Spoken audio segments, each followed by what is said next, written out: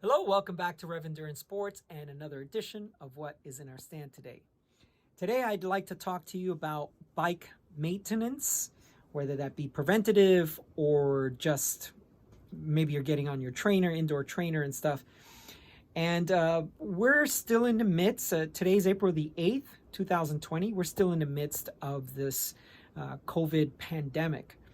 And a lot of states have shelter in place orders, and there's no severe lockdowns in anywhere except maybe New York City and a few of the East Coast metro areas.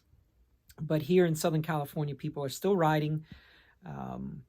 Group riding is out, so you should be riding solo. But anyway, the point is that initially, a lot of the vendors and distributors were closing down, and they've started to reopen, and bike shops have continued to service the public because it's been deemed an essential business, an essential service. So who knew?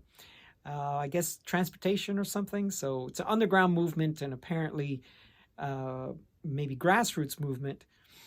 And apparently we are able to maintain some sort of business operations. Now, some of the vendors have gone from a 5-day work week to 3 or 4. They've also sent all their sales staff and tech support home, and they're working remotely. So you can't call in as much anymore to talk to a live person. Everything's being done via email, but a lot of them are very responsive. But anyway, moving on. So please subscribe to the channel, and please hit that notification bell, and you will get notified whenever I post a new video. Okay, so let's look at what's going on with this customer's bike. He's a pretty busy professional, and he just says, look, I just don't have the time to do the service on my bikes. And he's got 2 bikes, and this one apparently has been sitting idle for a little bit, so now his chain's rusted or has some corrosion. Now, this is a Shimano Ultegra chain, so the finish is actually pretty good on it. And but he lives close to the ocean, very close, about a block or 2 from the Pacific Ocean, so he does have a lot of salt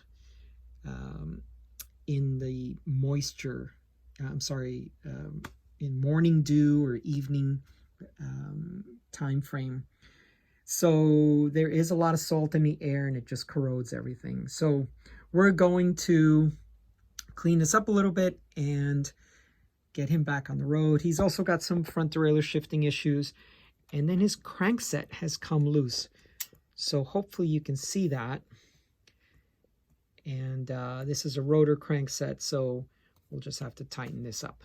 Okay, thank you so much for tuning in, and we look forward to seeing you on the road again soon.